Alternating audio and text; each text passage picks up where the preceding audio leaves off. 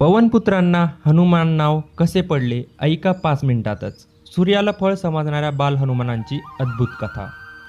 ज्या देवाने सूर्यालाच फळ समजून गिळायला धाव घेतली होती, ज्याच्या एका उडीने समुद्र लहान पडला आणि ज्याच्या एका नावाने आजही संकट पळून जातात.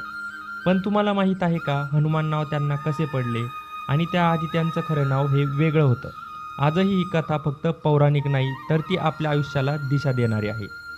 पुढे कथा ऐकण्यापहिले एक छोटीशी विनंती आहे. चॅनलवर पहिल्यांदा आला असाल तर आपल्या चॅनलला सबस्क्राईब करा आणि बाजू दिलेलं बेल आयकॉन दाबा, जेणेकरून अशीच भक्तीची पौराणिक कथा तुम्हाला पुढे आपल्या चॅनलवर ऐकायला मिळेल.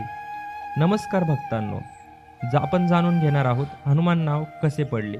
ही कथा अनेकांनी ऐकली असेल, पण तिच्या मागचा अर्थ, शिकवण आणि जीवनाचा संदेश फार थोड्या लोकांना माहीत असेल.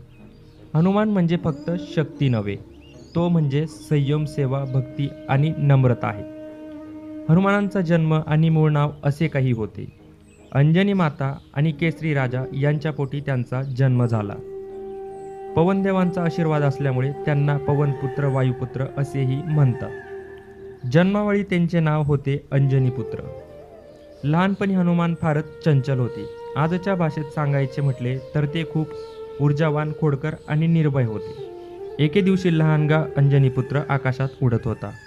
त्याने चमकणारा सूर्य पाहिला आणि तो विचार करू लागला, अरे आकाशात एवढं मोठं तेजस्वी फळ, हे तर खाल्लंच पाहिजे. आणि क्षणाचाही विलंब न करता तो सूर्याकडे झेपावला. हे पाहून संपूर्ण देवता घाबरले.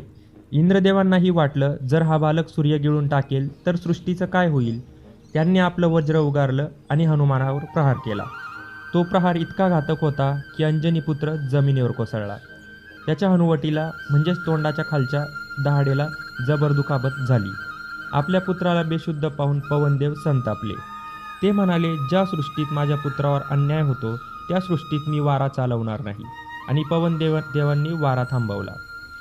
वारा थांबला, सृष्टी अस्थिर झाली. देवतांना भीती वाटू लागली. सगळ्या देवतांनी मिळून पवनदेवांची क्षमा मागितली. तेव्हा प्रत्येक देवांनी हनुमानाला वरदान दिले. ब्रह्मदेवाने अमरत्वाचं वरदान, विष्णुदेवाने अभेद्य शरीरचं वरदान, अग्निदेवाने अग्नीपासून संरक्षण होईल, वरुण देवाने पाण्यापासून भय नाही, अशा प्रकारचे वरदान हनुमानांना दिले. तर बघा हनुमान नाव कसे पडले त्यांना. इंद्रदेव म्हणाले, माझ्या वज्राने ज्याच्या हनुवटीला इतकी इजा झाली तो आजपासून हनुमान म्हणून ओळखला जाईल. हनु म्हणजे हनुवटी, मान म्हणजे सन्मान आणि ओळख. म्हणजेच हनुवटीवर झालेल्या धावामुळे त्यांचं नाव हनुमान असे पडले होते. पण या नावाचा खोल अर्थ आहे. हनुमान नाव आपल्याला शिकवते, वेदना आयुष्य संपवत नाही, त्या आपल्याला ओळख देतात. संकट आपल्याला कमजोर नाही करत, तर ते आपल्याला महान बनवतात.